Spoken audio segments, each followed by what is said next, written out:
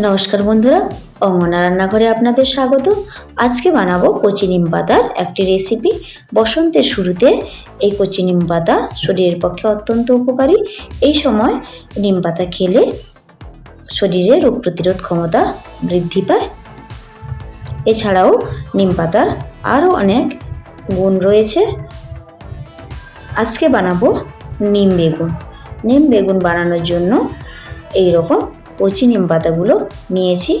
নিম পাতাগুলো প্রথমেই বোটা থেকে টুকে নেব। কোন নিম পাতাগুলো খাওয়া যায় এবং কোনগুলো খাওয়া যায় না সেগুলো আপনাদের দেখাবো। এইভাবে বোটা থেকে সব নিম পাতাগুলো তুলে নেব। এই যে শীতের শেষ এবং বসন্তের শুরু, এই ঋতু পরিবর্তনের সময় প্রায় সবারই সর্দি কাশি লেগে থাকে। Please like, comment, share and subscribe. এই সময় এই কচি নিম পাতা খেলে শরীরে রোগ প্রতিরোধ ক্ষমতা বৃদ্ধি পায় এবং সর্দি কাশির প্রকোপ থেকে রক্ষা পাওয়া যায়।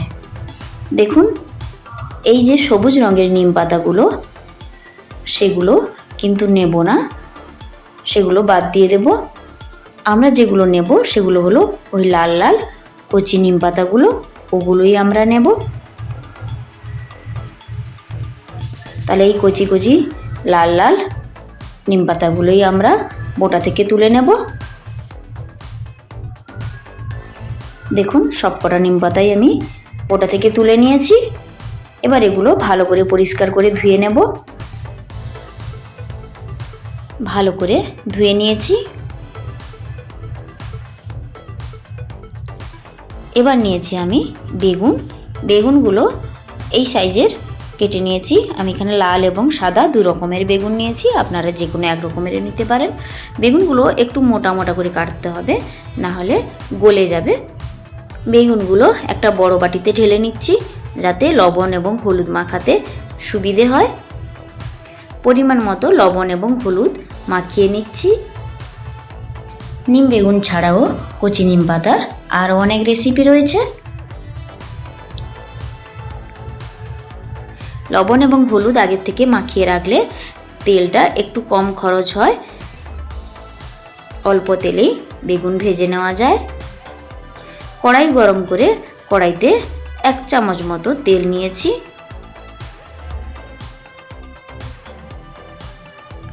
তেল গরম হলে এর মধ্যে সব বেগুনগুলোই দিয়ে দেব এবং আঁচটা মিডিয়াম রেখে ঢাকা দিয়ে দিতে হবে।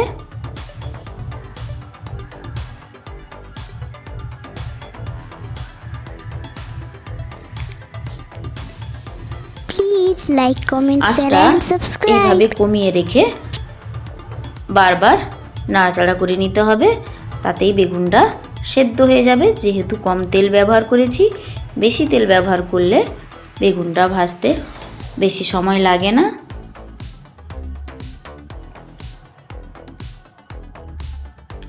বেগুনটা সেদ্ধ হয়ে গেছে প্রায়, দেখেই বুঝতে পারছেন যে বেগুনটা কতটা কমে গেছে এবং নরম হয়ে গেছে, দেখেই বোঝা যাচ্ছে।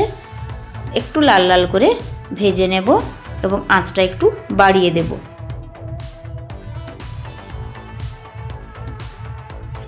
বেগুন ভাজা হয়ে গেছে, কড়াই থেকে তুলে নিচ্ছি।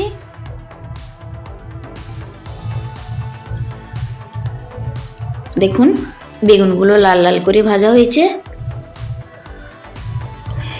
এরপর ওই কড়াইতেই সামান্য একটুখানি তেল দিয়ে নিম পাতাগুলো ভেজে নেব। আপনারা চাইলে শুকনো খোলাতেও ভেজে নিতে পারেন। এর মধ্যে দিয়ে দেব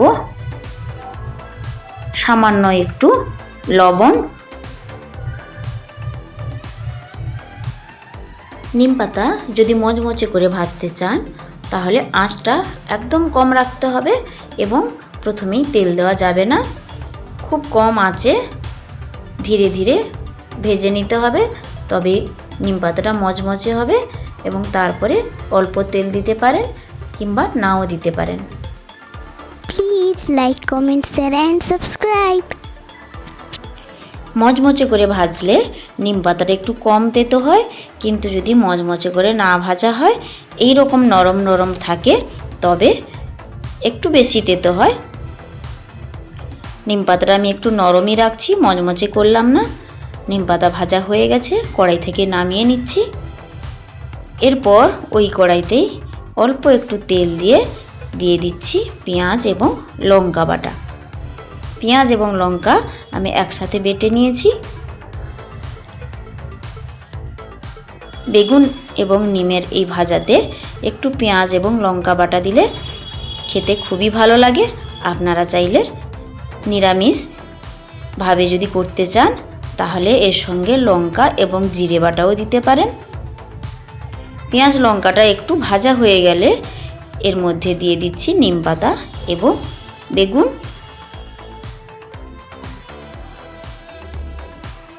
আঁচটা মিডিয়াম রেখে ভালোভাবে মশলার সাথে নিম এবং বেগুন মিশিয়ে নেব।